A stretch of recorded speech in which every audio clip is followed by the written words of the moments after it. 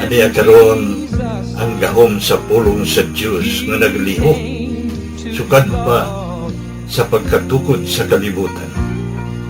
Gahom nga nagasulbad sa nagalinlaing matang sa problema sa kinabuhi sa tao. Nagsumpay sa nabugto nga kadugtungan sa matag higala, bisan diha sa sulod sa panimalay. Naghatag og mahulay niadto mga kapuyan o nagahatag og nagawasan niadtong ipang hasol sa gahom sa kagitnit. Kay mao kini ang pulong sa Dios nga nagalihok. Bisan gani ang pagbuhat sa tibok kabuhatan, sumala sa Hebrehanon 11:3, nahimo ang tanang mabutang pinaagi sa pulong sa Dios. Dunay gisulti ni Apostol Pablo sa Roma 15:4. Bisan unsay gisulat kaniadto, gisulat kini alang sa tong pagtuon, aron pinaagi sa pailob ug paglipay gikan sa mga kasulatan, makabaton unta kitag paglaom. Atong ipadayon ang atong pagtuon sa pong sa Dios alang sa ikabulahan sa atong matag kinabuhi. Apan sa dili pa kita mo padayon ini, niya kita sa pagpaminaw sa mensahe nini nga awit.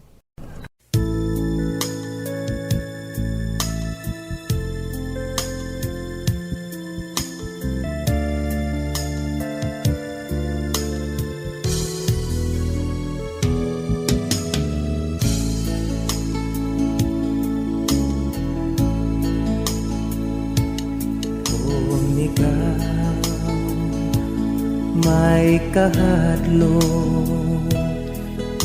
sa Dios nga nagmahal kanimo, nga karon nagtawa balik na sa pag-alaga. May panahon ka pa, balik na igsoon, o balik na si Kristo na kulang kanimo. May panahon ka pa, balik na igsoon, o balik na si Kristo na kulang kanimo.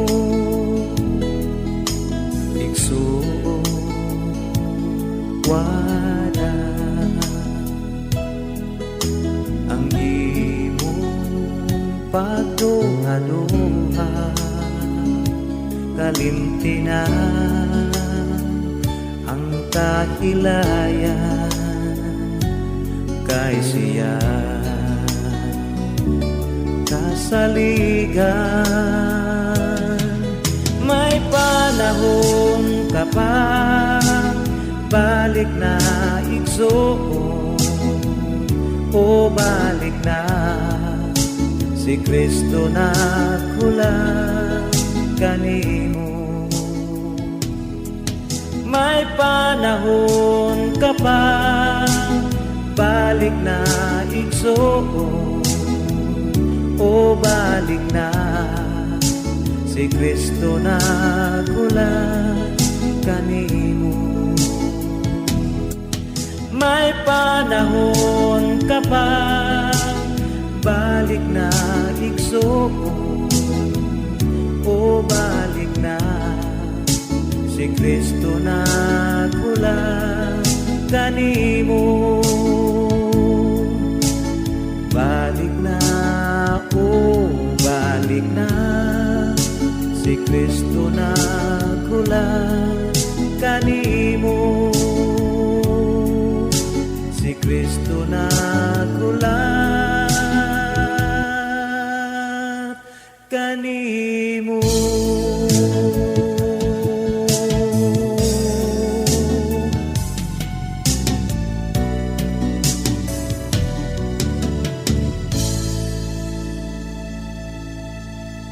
Kumusta kaninyo mga kaigsuonan o mga kaigalaan? Niya kita sa pagpadayon sa atong hisgot aron mapamalandungan nato sa makausa ang mga butang nga labing mahinungdanon sa atong kinabuhi. Samtang naapa kita sa yutan-on atong kinabuhi, kay dili lamang nagunahuna kita nga mulambo ang atong yutan-on nga kinabuhi, kundi labaw sa tanan mulambo ang atong kinabuhi espirituhanon. Sa nasayra nato nga kining kinabuhi sa kalibutan, musugot kitag dili madali ug madugay mo biya magyud ang tao ining kinabuhi. Apan mao'y atong nasayran sumala sa gipahayag sa kapulong sa Dios nga naay kinabuhi nga bulungtad sa way kinutuban. Matud ni Ginoong Hesus sa Mateo 10:28, naiyon siya ngadto siya mga tinunan, ayaw kamo kahadlok, kanilang magpatay sa inyong lawas, kay dili sila kapatay sa inyong kalag. Ang hangay hinuon ninyong kahadlukan kadtong makahimo sa paglaglag sa lawas o kalag didto sa impierno. Nagpasabot ang Ginoong Hesus maisuon, nga naay kinabuhi dahil nato nga mulungtad sa dayon. Kining kalagnon nga kinabuhi nato mao kana ang tinuod nga tao. Kining atong yutan-on nga kinabuhi temporal kini. Tuyo nini sa pagpadaghan lamang kanato nining kalibutan sumala sa plano sa Dios. Kay nasayod kita sumala sa gipahayag sa pulong sa Dios. Ang mga malulunda nga nagasimba sa Dios didto sa kalagitan adunay nangawagtang na tungod sa paglapas nila sa gipangulo nga ihatag ang katungod sa Dios sa pagdumala sa mga malulunda sa pagsimba sa Dios. Nagapasimba man usab siya, mao ang si Lucifer. Mao nga nakulangan na ang magasimba sa Dios dito sa langit. Ug niya karon sila nangahulog ingon sa libros pinadayag 12:12. Naa sila sa kadagatan og dinhi sa kamamadan. Na daw ang gidaghanon nila ingon sa bunbun sa dagat. Busa kining plano sa Dios sa iyang pagpahimugso kanimo og karako ning kinabuhi, dili kay alang lamang nining kalibutan. Apan gikinahanglan usab na ang matag usa kanato pagasulayan sa atong decision kung nagtiuha magyud ta nga moadto didto sa dapit diin iyang plano alang sa matag usa kanato. Sa nasayra nato maisuon sukad sa unang gidikanan nato kadto si Adan og Eva, ibuhat ang tao nga naay katungod pagbuot sa kaugalingon ug unsay iyang pilion.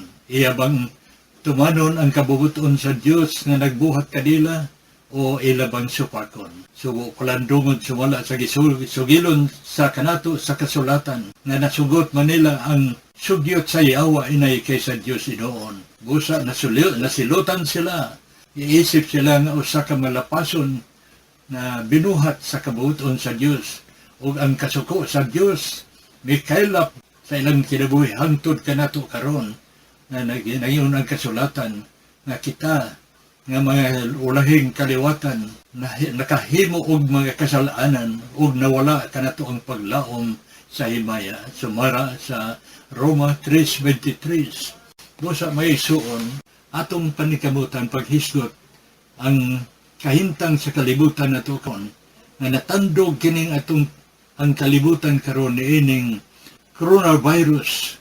Nagiingon sa mga scientists na nakatugaw sa tanang mga nasod, halos sa tanang mga nasod sa tibuok kalibutan. Kaya apan mangutana kita unsa may katuyuan ka sa Dios niini. Apan naay nagpaluyo nga tinuha sa Dios. Atong mabasa kana kung basahon ninyo kanang Jeremias 32:42, nagaingon ang Dios nga kinindag kong katalagman, gipahinabo ko nini ngadto nini mga katawhan, kay gusto kong ikahatag kanila ang mga maayong butang na akong gisaad kanila. Kana nagpasabot may isuon, doon ay maayo di ay nga butang bisan og alang sa tao ngilan kining maong katalagman. Kay pinaagi ni ining kasinitian daghan baya ang nahimata, daghan ang nakapamalandong, napugos sila paghangad sa kalagitan sa diha nga miabot ang mga problema. Kay mao ni atong nasayran kung ang kalibutan o kung ang tao naa sa malipayon nga kinabuhi, naa sa kalinaw, halos dili nilang manunduman ang Diyos. Kay ang ilang hunahunag pagbati nahara sa paglipay-lipay silang kaugalingon ining kalibutan. Apan panahon na sa kasakitan, ang mga tao mapugos paghangad sa langit, pagsinggit kung doon na ba'y makatabang kanila. Mao nga, karon mao ni katuyuan sa Ginoo. Kinahanglan atong masabtan ang katuyuan sa Ginoo nining katalagman nga may kailap karon sa kalibutan. Karon ang pangutanan nini, natabangan ka ba sa imong kaugalingon, pagpangandam, pagtabo sa Ginoo? Kay unsa man daay angay nga atong hunahunahon. Doon ay bahin sa kasulatan nga bisan kadtong mga tao nga wa gyud igo nga kahibalo may tugod sa kamatuoran, naalon sila naalinggatan nga pagtuo nga naay Ginoo, naay Kristo Jesus nga gilansang sa krus, o ang mga katawhan igo ra po diha sa ilang pagtuo nga naa. Apan wa man sila gugma sa Ginoo, ang ilang gugma ni aras kalibutan, pagpalambo sa ilang kaugalingon. Way kalipay ang Dios niya na, kay ang sugo sa Dios kinahanglan nga dili lamang kayo magbaton tag pagkamatinuohon kaniya, kinahanglan magbaton tag tinuod nga pagigugma kaniya, kay una man siyang nahigugma kanato, isang kapang kita sa tanang gikinahanglan nato sa nawalay bayad sa freskong hangin, freskong tubig, freskong kainit sa adlaw, tanang mabutang gikinahanglan sa atong kinabuhi. Ang Dios nagsangkap nini kanato. Apan ang kadaghanan sa mga tao, wa magtagad sa magbubuhat, wa lamang nila hatagay bili ang Dios nga nagaumol sa ilang kinabuhi, gikan sa tiyan sa inahan. Mao nga, karon may isuon, atong hatagan kini og dakong pagpahinumdum sa matag sa kanato, nga dili lamang unta kita maghuwat og dunay mga kasakitan nga moabot sa atong kinabuhi, atong tuyoon ang pagsugot kung unsa man ang kabubuton niya ng Dios nga atong ituuhan, na kinahanglan siya di ay, una sa tanan, na magbaton kitag tinuod nga pagkamatinuohon, pagtuo nga naagyon sa itong kasing-kasing, nga naay Diyos nga nagabuhat sa kalagitan, sa kalibutan nga itong gipuyan sa tanang mga butang. Mutuo kita bisan diri na to siya makita, tungod kay Espiritu man siya. Na iyon ang kasulatan, Juan 4:24, ang Diyos Espiritu, o ang tanang magasimba kanya kinahanglan magasimba sa Espiritu sa kabaturan. Sa atong pagtungan ay Diyos may isuon. Akong gusto ipanumdum na sumala sa iyang kabubuton nga kinahanglan magbatun tag paghigugma kaniya, o kung doon na tayo gugma kaniya, naa kita sa pagkamasunugtanon sa iyang kabubuton. Kay mao ka na ang mahitabo sa mga anak ang doon ay paghigugma sa ginikanan, naa kanila ang pagkabuutan. Apan ang mga anak kaway gugma sa ginikanan, naa kanila ang tumang pagpabadlong, maayo lamang mutando apan way pagsugot sa tinguha sa ginikanan. Maurasap kung ang mga tao way gugma sa Dios, naa ang pagpabadlong, naa ang pagpatuyang sa kangilaran, pagpakasala, kotog sa ilang nahunahunaan. Kay doon na may pinulungan sa mga katauhan nga moingon sila nga samtang na apay kinabuhi, mo patuyang sila, kay kung mamatay na kunuwa na ang tanang mga butang. Dili na mo itinuod na inig kamatay nato, wa na ang tanang butang. Naa hinuon ang atong kasinatian na human sa kamatayon, kung langit ka mo adto makita nimo ang Dios nga imong magbubuhat. Kung mamatay ba hinuon nga tinunglo tungod sa sala, ang dapit nga imong ikahadlukan, tua hinuon ka dito sumala sa nahitabo nitong isugilon sa Ginoo. Nagisulat sa Lucas 16:19 ngadto sa 31. Doon ay tulo ka tao nga gihisgutan diha sa Ginoo, sa iyang paghisgot nini, sa iyang paghukom, nga kadtong tao nga si Abraham, o sa kabalaan nga tao, pagbiya na sa kinabuhi, tuwa siya sa paraiso gibutang sa Dios. Una doon ay tao nga gingalan si Lazaro, o sa katao nga pobre, kabus, masakiton pa, niabot ang higayon nga siya gidala sa mga manulunda, ngadto sa dapit, diin tuwa si Abraham, kay nakita sa Dios nga amaong tao si Lazaro, ang ayan nga dadon sa dapit, dayon nga kapahulayan gikan sa mga kasakit sa balatian o kagutom o kakabus. Apan ang dato matud po ni Ginoo Hesus, dato siya naa kaniya ang tanang mga utang. Apan miabot kaniya ang kamatayon, ilubong siya. Apan ang iyang kalag dito sa nagdilaab, nga kainit sa kalayo, na mao ang Hades. Dapit sa imperno. Mao karon mga isuon mo na itong hinumduman na kinahanglan atong paningkamutan na sa dili pa kita mo biya nining kinabuhi andam na kita nga muadto sa dapit giintua ang atong Dios magpuyo. Kay mao kana ang programa sa Dios nga ang katawhan nga iyang gibuhat dinhi adto human nining kinabuhi kay mo biya magitan ning kinabuhi tuwa kita sa dapit diintua siya nagpuyo.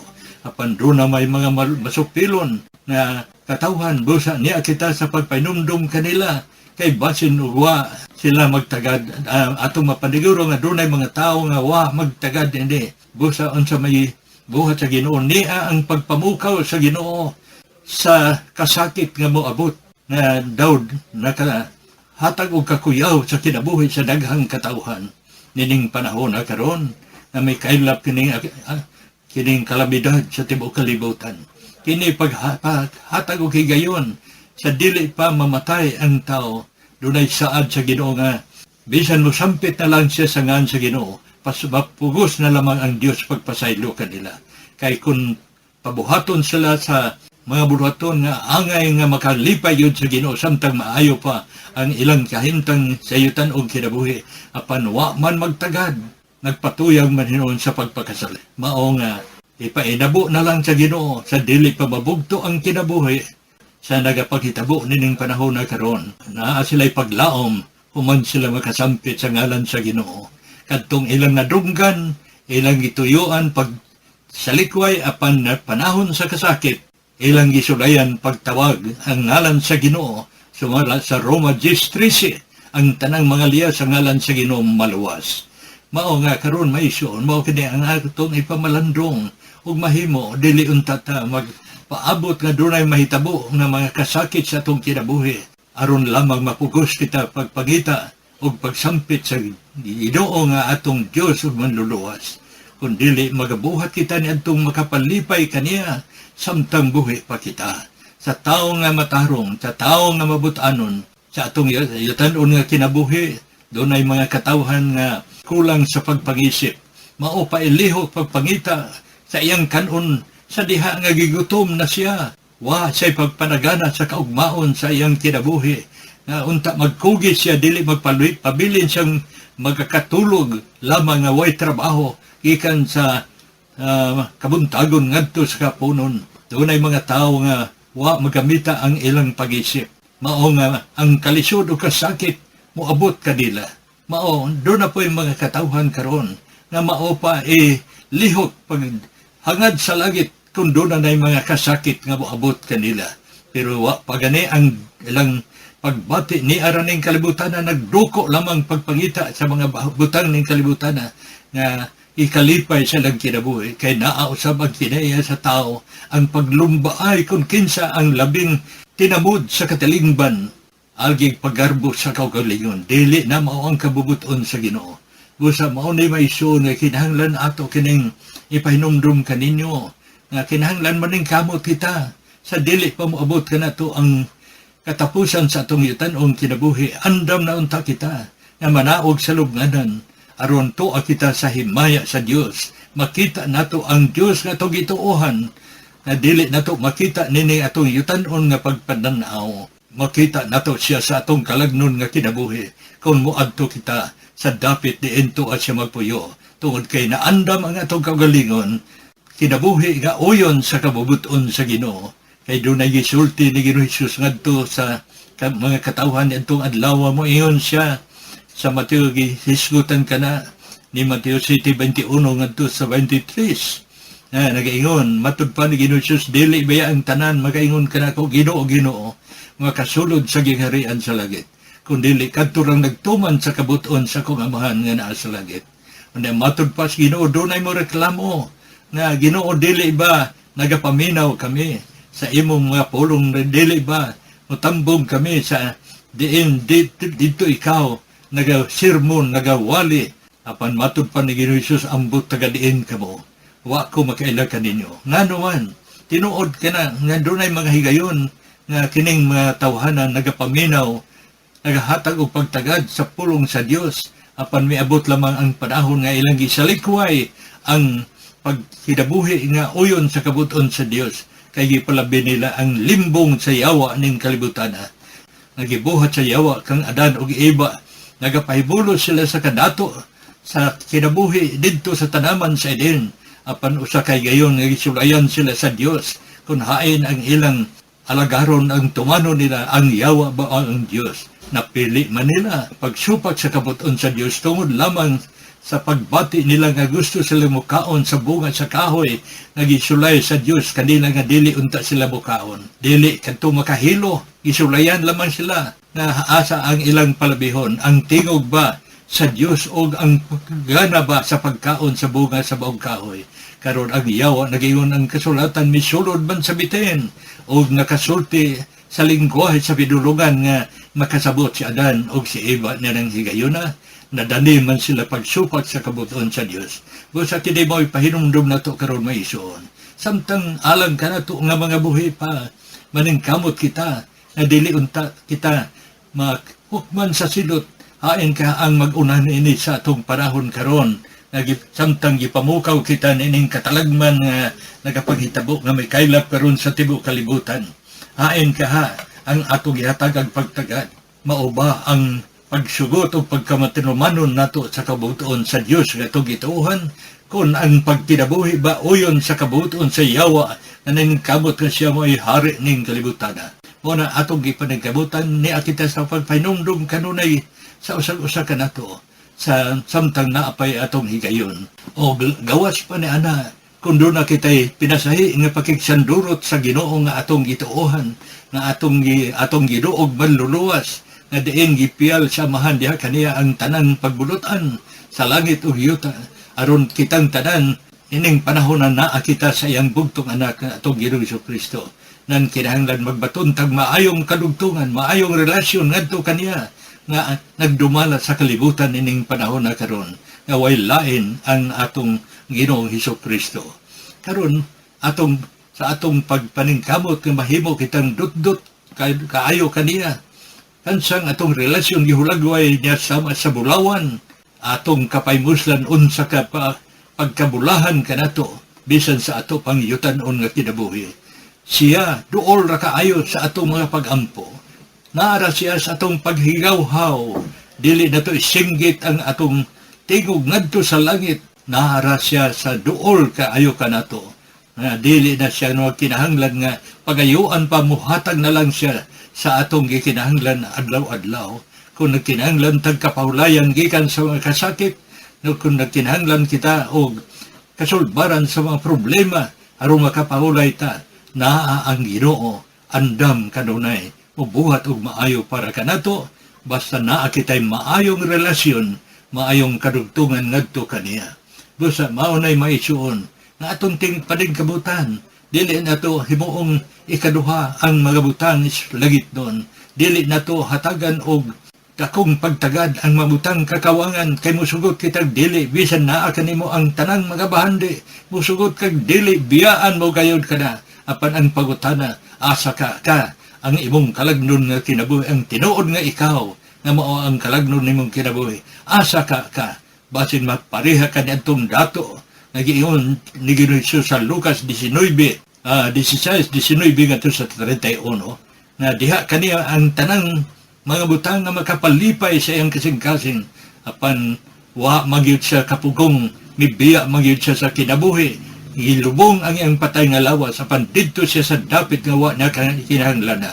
Og ambot lang kung ang kasulatan mo'y basihan hangtod karon, ang mga tao nga nahukman sa silot naagihapon sila karon, kay wa may kapahulayan, wa may katapusan ang kinabuhi sa tao, og ang dapit nga ipahayag sa pulong sa Dios, ang impierno dili mapalong hangtod sa way katapusan. Ang langit dili usab mawala ang katahom niini hangtod sa walay katapusan. Kay mao kana ang programa sa atong Dios. Mao di atong painumdum isong paningkabutan nato na samtang buhi pa kita magbaton kitag maayong relasyon, maayong kadugtungan ngadto sa Ginoo nga atong maluluwas, aron di ta mahukman sa silo tungod sa atong mapatuyangon sa pagpakasala. Naara kanimo ang katungod at paningkabuti nga masulbad ka ng mga problema, malangkat ka ng gapos sa imong kinabuhi, nga daw naglisod tingali ka pagbugto na ng gapos sa sala sa imong kinabuhi, ipabugto ka na sa Ginoo. Tawag sa Ginoo, Ginoo, bungkaga kining mga butang nga sa akong kinabuhi. Kaya doon ay mga problema nabatunan sa kinabuhi sa mga tao, nga naglisod ang tao pagbadbad niya nga nahisulod sila ni anang maong sala. Pagkahisulod nila, sama sila sa usa ka mananap nga nasulod sa usa ka gahong nga natakban o wa na sila kagian aron makalikay gawas sa kamatayon nga miabot kanila.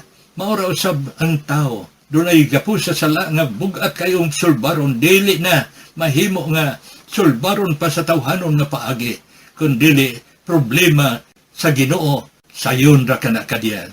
Kay nagpadayon man si Ginoong Jesucristo sa iyang gihinahimo kaniadto sa wa pa niya ihalad ang kinabuhi ngadto sa kamatayon. Nanawag siya sa mga katawhan matug pa ni Mateo 11:28. Nag-iyon siya, muari ka na ko kamon tanang gikapuyan o gibugatan kay papahulayon ta kamo. Hangtod karon sa Kristo nanawag sa tanang gikapuyan o gibugatan nga mohatag siya pahulay kay bisan tuod gipatay man siya apan nabuhi o di nagid siya mamatay. Mao kana usab ang nadrungga ni Juan nga tinun-an sa atong Ginoong Kristo samtang didto siya sa Patmos nga gisakit siya didto nag-ingon nadrungga ni ang tingog sa Dios nga nag-ingon, ako ang buhi na matay og nabuhi og dili na gyud ko mamatay og ani akan ako ang yawi sa kamatayon og sa Hades. Mabasan animo sa pinadayag 1:18. Mao nga karon ang Ginoong Hesus atong tigawaon, sunod kitang matinud-anon kaniya o kung unsa man iyang kabubuton. Samtang naapay atong kinabuhi, ayaw ihulat nga maluya na ang imong lawas, maupay imong ibuhat, subo palandungon ka ng maong paagi. Kinahanglan naapa kita sa maayong kondisyon sa panglawas, atong ihalad ang atong buhi nga lawas, ngadto kaniya nga siya na ang magbuot. Aron wa kita'y kapiligruhan, kay mao ka na ang gisulti sa Roma 8:1 og 2, sila nga da kang Kristo Jesus, dili na karon mga hinukman sa silot. Sila nga nagkinabuhi uyon sa unod kundi uyon sa Espiritu. Kay bisan kinsa kadung naa kang Kristo, bag-ong binuhat ang daang mga butang nagapangawala. Ani karon ang bag-ong mga butang nagapangabot. Sulat ka na sa 2 Corinto 5:17. Bisan kinsa kadung naa kang Kristo, bag-ong binuhat ang daang mga butang nagawala. Ani karon ang bag-ong mga butang nagapangabot. Mao nga, dili ta magmasol, di ta magmahay maison, kung atong tinguhaon gikan nintak na karon ang pagkabuutan sa atong pagkinabuhi adlaw-adlaw diha kang Kristo. Atong ihalad ang atong buhi nga lawas, kasi siya na yung magbuot. Kay kung unsa may mahitabo din ni kalibutan na, kung doon na may kasakit nga mo abot sa atong kinabuhi, kay mubiya mangyud ang tao matarong og dautan, waysa pa yan. Kung mubiya kitang ning kinabuhi, nga daan na kita'y paglaom pag-adto sa dapit diinto siya nagpuyo. Apan pagkabakaluluoy sa tao, nga moabot kaniya ang kabatayon nga way paglaom sa langit, way laing dapit iyang katuan, maong dapit diinto dito, ang walay katapusang pag-agulo, walay katapusang pagbasol, nganong gipatyas niya ang pagsugot sa kabubuton sa Dios. Mao ka na ang atong ipaningkabutan, mga hidigugma, pagpainumdum ka ninyo, na atong ihalad ang atong buhi nga lawas ngadto kang Kristo Jesus, na siya na ang magbuot sa atong kinabuhi. Sumala sa auhag sa Roma 12:1 nga ihalad ang atong buhi nga lawas ngadto kaniya nga nahigugma kanato wadto sa mga pagampo. Lagi tong amahan, salamat o Dios ning mubo nga pagpanumdum sa mga anak o sa mga katawhan sa dinding dapit nga maabot dito sa kanginan sa mensahe nga ipagawas nilang higayon na karon. Ipatuhop kini sa hunahunag kasing-kasing sa tagsa-tagsa. Kanamo nga nagpatalinghog niini sa mga kabataan, mga batanon, hamtog tiyulang illiterate o makinanmanon. Imo o Diyos na kinimatuman ang imong kabuton sa among kinabuhi. Samtang naa kami diha sa pagpili kung hain ang among gustong piliun, lagit ba kung kasakit sa imperno. O sa mga Ginoo nga dasigon mo ang matag sa kanamo nga naa kami sa pagkamatiguhaon sa pagpagandam pag-adto na ng dapit diinto ikaw nagpuyo. Ako kinigipangayo diha sa mahal mong ngalan, Ginoong Hesus Kristo. Amen. So turn your eyes upon Jesus. Look full in his wonderful face, and the things of earth will grow strangely dim in the light of his glory. Mga kaigalaan ng mga kaigsunan, alang kaninyo nga walay higop pang kaibado, kung hain kita nihini na nagapagawas sa mensahe ang among kapit His God's word Miracle Revival shall Center not San Agustin, Tomas Opo, Saudi Leyte. Nagabi-abi kami kanunay sa tanan nga muduol alang kanila nga dunay pagpanginahanglan labi na sa mga butang espirituhanon. Dugang paniana ang atong kinabuhi samtang nagpadayon pa usap.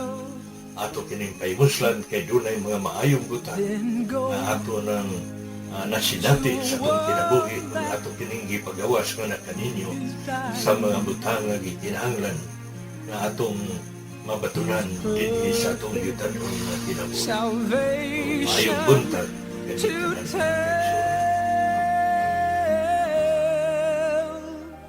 Just turn your eyes upon Jesus.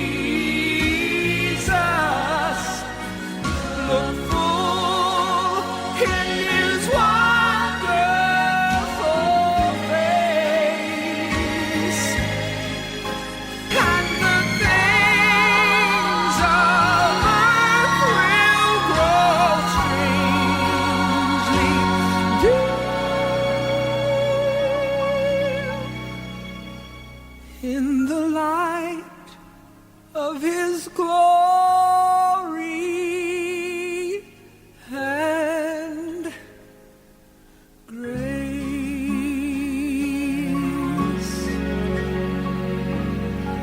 Jesus.